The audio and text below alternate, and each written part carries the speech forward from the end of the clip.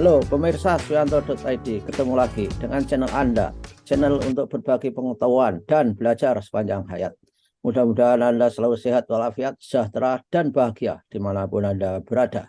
Nah, kalau saja video ini sampai ke gadget-gadget saudara, ini adalah berkat sentuhan kreatif editor channel kita, Mas Heri Teguh Wiono. Beliau adalah guru SMP Negeri 2 Kabupaten Ngawi dari SMP Negeri 2 Karanganyar maksud saya. Nah, saudara-saudara, kali ini kita akan menguak apa yang terjadi di bimbel, di bimbingan belajar. Banyak kan bimbingan belajar di sekitar Anda. Itu adalah merupakan lembaga yang didirikan oleh masyarakat yang bisa membantu anak-anak saudara untuk belajar lebih baik pada materi-materi tertentu. Nah, saudara, ini kita sudah bersama narasumber kita, yaitu Ibu Gusna Hudri Wilda SSI. Karena beliau masih sangat-sangat muda dibandingkan saya panggil Mbak saja, panggil Mbak aja, Mbak ya. Oke, Prof. Ya, oke, bersama Mbak Gusna Hudri Wilda yang biasa dipanggil sehari-hari adalah Mbak Hudri. Beliau adalah lulusan IPB tahun 1998 dari Fakultas MIPA, program studi kimia. Jadi kalau Anda mau berdiskusi persoalan-persoalan kimia, ini adalah orang yang tepat. Pada mulanya, dia pernah bekerja di perusahaan farmasi sebagai produk eksekutif. Dan dari tahun 98 sampai 2004 mulai kerja lagi menjadi instruktur pengajar di bimbel Ganesha Operation atau GO dari tahun 2010 sampai dengan sekarang. Nah, saudara, jangan lupa klik subscribe jika Anda memandang bahwa channel ini adalah bermanfaat buat Anda. Dan channel ini didirikan memang untuk amar ma'ruf media sosial, supaya menjadi channel alternatif dari channel-channel yang hanya berbasis pornografi dan pola hidup mewah atau pola hidup hedonistik. Nah, saudara, kita sapa dulu narasumber kita. Assalamualaikum warahmatullahi wabarakatuh, Mbak Utri. Waalaikumsalam warahmatullahi wabarakatuh, Prof. Terima kasih saya diundang untuk hadir di channel Prof. Ya, Oke. ya Mbak, kabar baik ya, sehat-sehat semuanya. Alhamdulillah sehat, Prof. Nah, ini banyak masyarakat yang belum tahu soal bimbel, Mbak ya. Jadi supaya mereka kalau memilih bimbel itu tidak salah. Maka pertanyaannya adalah apa sih manfaat bimbel, terutama untuk kalau orang akan masuk ke PTN, yang dimana tesnya sekarang tidak ada mata pelajaran, tesnya adalah scholastic test. Itu tes kecerdasan sebetulnya. Gimana, Iya. Mbak? Sebenarnya kan kalau bimbel kan membantu mengoptimalkan mereka menguasai mata pelajaran ya, Prof. Ya, Walaupun sekarang untuk tesnya cuma skolastik, cuma kan sistem penerimaan mahasiswa baru itu kan porsinya masih ada yang berdasarkan prestasi. Itu sistem seleksi nasional berdasarkan prestasi itu diambil dari nilai raport. Itu porsinya masih 30%. Jadi persiapan kita itu kan harus dari kelas 10 kalau untuk SMA dari semester 1 sampai semester 5. Jadi anak-anak di GO itu kan emang udah ada yang dimulai dari kelas 10. Kita Oh, memaksimalkan mereka berprestasi di sekolah. Targetnya mereka harus bisa melalui jalur undangan namanya kan seperti itu, Prof. Yang 30%. Sisanya ada 40% untuk jalur berbasis tes, yaitu nanti bulan Mei, itu yang disebut dengan SNBT. Nah, itu yang materinya skolastik aja, gitu. Nanti ada juga yang jalur mandiri lagi. Kalau jalur mandiri kan tergantung PTN. ya. Masih ada sainteknya, misalnya SIMA UI, UTUL UGM, itu masih kalau mereka memilih program studi IPA pasti masih diteskan materi-materi sainteknya gitu. Ya. Karena belum ada pernyataan UI tidak memakai saintek lagi gitu. Belum ada pernyataan dari perguruan tinggi bersangkutan, Prof. Oh, Jadi ya. bimbel masih berperan. Jadi disarankan anak-anak yang mau mengambil ilmu-ilmu keras, ilmu gawat, misalnya teknik, kedokteran, kemudian Nah, apa saja itu yang susah-susah, itu nah, SMA sejak semester Oh, sejak di apa ya tahun pertama masuk Iya, SMA itu disarankan untuk ikut bimbel, gitu Mbak, yang sebelumnya. sebenarnya gini, Prof. Di saat mereka nanti memilih jalur undangan, gitu. Walaupun nilai yang dikirim semua mata pelajaran dari semester 1 sampai semester 5, Hmm. cuma porsinya 50%, Prof. Oh. 50% tetap mata pelajaran penunjang. Misalnya mereka kedokteran, Hmm. itu mata pelajaran penunjangnya kan kimia sama biologi. Nah, Hmm. nilai itu harus optimal gitu. Jadi karena persentasenya 50%, makanya kalau anak-anak yang udah bimbel dari kelas 10 minimal mereka rata-ratanya 90 untuk mata pelajaran yang penunjang program studi yang dipilih nanti gitu. Loh, Jadi masih Mbak, mata pelajaran penunjang itu kan sebenarnya sudah ada di dalam kurikulum. Artinya mereka tinggal mendalami, kemudian melakukan enrichment, pengayaan di dalam bimbel itu. iya, sebenarnya cuman sekarang dipilih dua, Prof. Kalau sebelum-sebelumnya kalau IPA kan 5 mata pelajaran penunjang.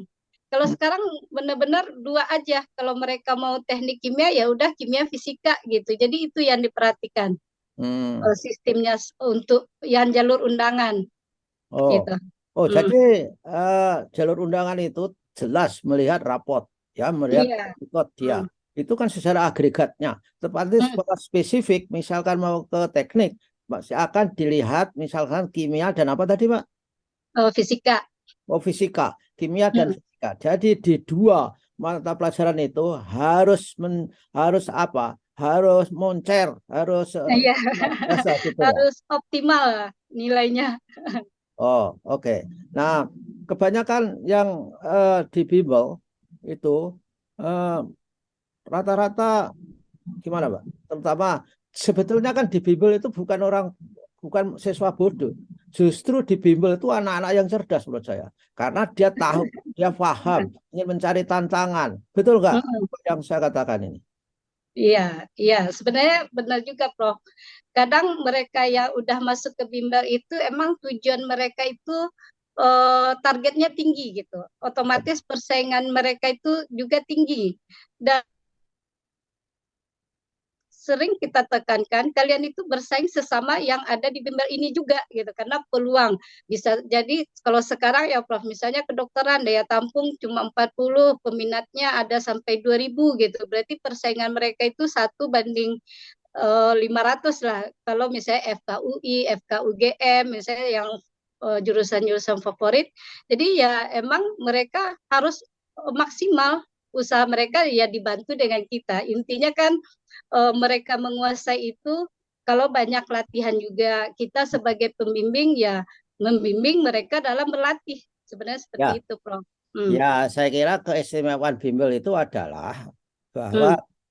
programnya itu individualized atau customized. Itu ciri khas Iya, moda pendidikan masa depan. Jadi iya, sesuai dengan apa yang diminta oleh siswa. Tapi kalau di iya, sekolah kadang-kadang kan karena klasikal, jadi iya, tidak sempat untuk mendalami minat-minat siswa yang itu sangat iya, unik misalkan. Di bimbel itu iya, ada nggak itu model bahwa misalkan saja si Fulan dia ingin mempelajari matematika atau fisika yang dia memiliki kesulitan khusus di pokok bahasan tertentu. Gimana, Mbak?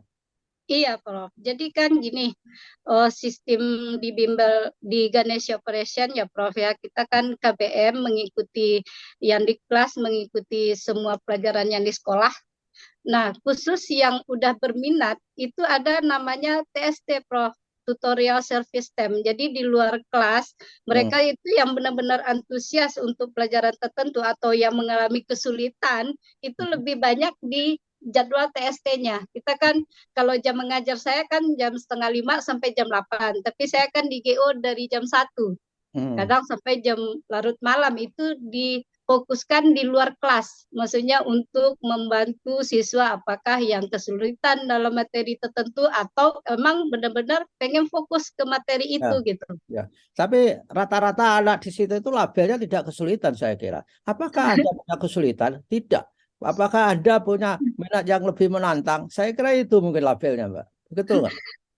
Enggak juga, Prof. karena gini, kadang yang datang ke kita ya guru-guru itu mereka yang berwajah-wajah bingung juga banyak, Prof. Itu artinya gini, misalnya nih pelajaran kimia identik dengan oh ini sulit, ini baca soal ceritanya panjang gitu kan ya, Prof. Nah, itu ya kita upgrade mereka. Hal yang sulit bisa jadi mudah dengan ada di GO. Kan seperti itu, Prof. Oh, oke. Iya, malah yang anak Olimpiade itu jarang TST mereka itu, Prof. Malah yang benar-benar butuh kita setelah mereka menyukai, terbuka itu antusiasnya luar biasa gitu. Ya, ya, ya. Itu anak-anak yang nerd gitu. Jadi eh, terfokus. Saya dulu pernah menangani Olimpiade ketika saya masih menjadi Dirjen Pendidikan Dasar dan Menengah. Itu anak-anak itu di camp kan selama 6 bulan kalau nggak keliru. Itu khusus untuk mempelajari itu. Sehingga Iya, sehingga message saya pada waktu itu ya dari aspek psikologi anak-anak itu harus bisa ketawa dong gitu. Jadi kadang-kadang diajak ketawa nggak bisa itu juga iya, harus ada. Harapan saya di bimbel juga begitu bahwa disentuh iya, disentuh kemanusiaannya supaya tidak terfokus pada hal-hal yang sangat-sangat akhirnya mendorong menjadi anak-anak individualis dan egois gitu. Nah, yang di luar kelas tadi programnya apa di JO itu? TST. iya, tutorial service time. Jadi artinya kita memberikan service yang lebih lah. Oh, Mungkin apa yang nggak didapat di sekolah, ya di TST itu yang dapat, Prof. Apakah motivasinya gitu kan? Itu di saat tutorial itu. Kita oke. sambil belajar ngobrol sama mereka. Sih, Apa namanya yang mereka inginkan gitu. ya, tutorial surface test ya, tes ya. Service time, waktu memberi Time. service yang Oh ya, lebih. ya, ya.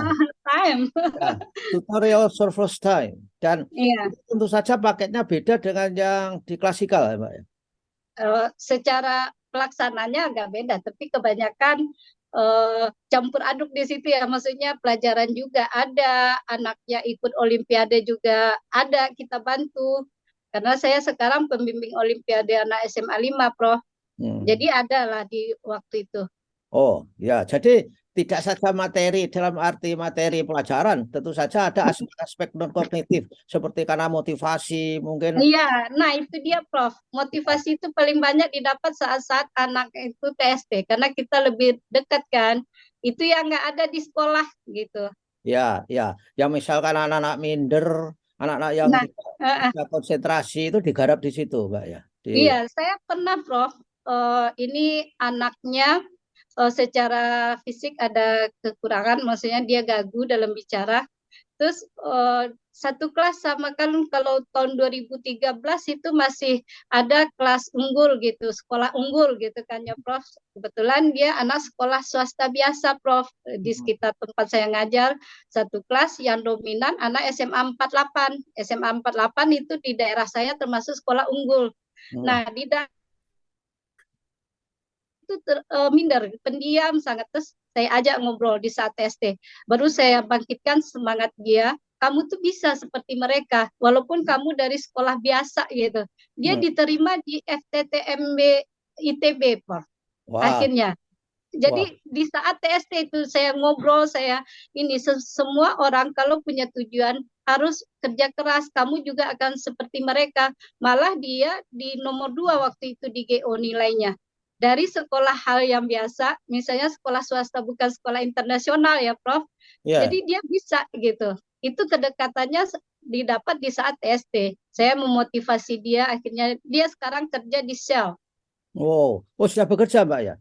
Udah, karena tahun 2013 waktu itu. Jadi saya Wah, ingat waktu pertama nilai dia rendah, terus anak-anak satu kelas sama anak-anak yang antusiasnya tinggi, anak 48 semuanya. Jadi ya emang saya panggil, saya deketin dia. ya, ya, ya. Kalau gitu, Hmm. saya kira penting untuk memanggil alumni-alumni yang sukses itu ke apa? Ke GO, saya kira penting kan. Mereka kalau libur libur kuliah itu sering main ke GO. Mereka mengunjungi kita kadang sebagai motivasi juga buat adik-adik yang masih ada di GO gitu, Prof. Ya, ya, ya, ya. Dan mungkin suatu ketika suruh ngajar 1 jam atau apa, suruh bimbing gitu ya. Itu penting itu. Iya, iya, Hmm. Prof. Kan anak-anak pesertanya jadi bangga gitu, punya pembimbing yang luar biasa. Ya tentu saja kalau yang di TST tadi itu paketnya sudah include dengan yang paket umum atau harus bayar paket sendiri, Mbak? Enggak, udah masuk itu, Prof. Loh, kalau Udah ikut. Jadi kalau kan kalau oh, ya, GO itu selain buku bahan ajar namanya coding gitu ya, Prof. Itu ada lagi misalnya kalau dulu kan berupa buku. Kalau sekarang kan karena ada berbasis teknologi, ada di Geokreasi itu ribuan-ribuan soal, Prof. Ada yang sampai 8.000 soal kita mensuplai ke siswa. Nanti mereka latihan dari situ mana yang nggak bisa ditanyakan di TST. oh gitu ya. Tapi mereka dikasih QR code untuk dikasih soft file di drive. Iya, iya. Itu kan bisa di-share dengan orang lain loh. Enggak, Prof. Jadi itu emang bisa masuk cuma yang punya NIS GO. Kalau guru ada nicknya gitu. Misalkan orang lain punaannya, saudara sepupunya, ini loh saya kasih nick itu, kan bisa akses juga. Oh, kalau nick ya. Cuma kalau ininya kadang sesama siswa itu gitu, Prof. Semacam oh ya pakai nick saya gitu kan. Akhirnya temennya malah tertarik, oh ternyata akses fasilitas GO itu banyak gitu. Jadi ada yang bergabung lagi gitu. Kan nggak mungkin kalau cuma sekali soal aja bisa sekali masuk bisa menguasai apa yang ada di GO kan nggak. Jadi ada juga semacam promosi sama temennya. Yaudah nih ada nih karena di Geokreasi itu di soal terus ada juga solusi dimunculkan kalau untuk siswa. Tapi kadang kan ada siswa yang belum mengerti dengan solusi tertulis, makanya perlu kita gitu. Jadi masih tetap saja harus ikut beli paket ya. Artinya orang membocorkan soal-soal, bukan bocorkan, sharing dari soal-soal itu kepada teman-temannya itu tidak merupakan solusi yang komprehensif bagi mereka, dan bahkan menjadi iklannya GU karena gratis itu, Pak. Jadi iya bisa, Pak. Bisa, Prof. Soalnya seperti sekarang anak-anak lagi tengah semester kan kalau di Jakarta itu mereka bawa temannya. Kalau di GU itu sistem belajarnya seperti TST itu, bisa aja ya. Jadi semacam promosi buat kita. Mereka yang belum bergabung sama GO, ternyata guru GO mengajarnya seperti ini ya. Jadi ada yang semacam itu. Ya. Jadi Mbak, rata-rata yang daftar sejak kelas 1 itu sampai kelas 3 itu ada yang drop out nggak di tengah jalan? Enggak. Biasanya berkelanjutan, Prof. Karena mereka kalau udah yang masuk dari kelas 10 itu emang sasarannya bisa melalui jalur undangan. Harus berprestasi ya. Mau tak mau itu. Kalau kalian udah di GO, target kalian minimal 10 besar gitu. 10 besar dari populasi mereka ya, dari sekolah. Populasi satu kelasnya minimal ya, Prof. Tapi ya ada yang peringkat 1 itu banyak gitu. Ya.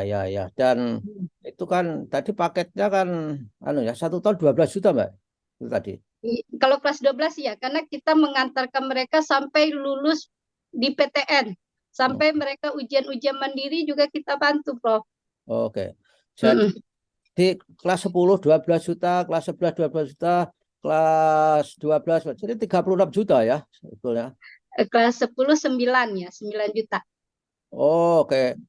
10 9, 11 berapa? 11. 11 juga 11. Jadi tuitionnya sama dengan kelasnya ya. Kelas 10. Iya. Tapi banyak diskon-diskonnya, Prof. Kalau untuk anak guru tuh diskon 50%. Mau guru dimanapun itu ada diskon. Prioritas sih kalau untuk anak guru. Baguslah. Bagus itu. Jadi artinya GO juga memikirkan social engagement bagi yang membutuhkan. Nah, baiklah. Baik, Mbak. Saya kira ini informasi awal untuk para siswa SMA, dan kita bincang-bincang lagi di waktu lain untuk misalkan saja di kelas SD, SMP dan sebagainya, dan supaya masyarakat memiliki informasi yang baik ketika memilih bimbingan belajar supaya tidak salah. Terima kasih Mbak Utri ya atas kehadirannya. Mudah-mudahan sehat selalu. Sampai ketemu. Alhamdulillah. Amin. Wassalamualaikum warahmatullahi wabarakatuh. Waalaikumsalam warahmatullahi wabarakatuh. Terima kasih, Prof. Ya, terima kasih Oke. sama-sama.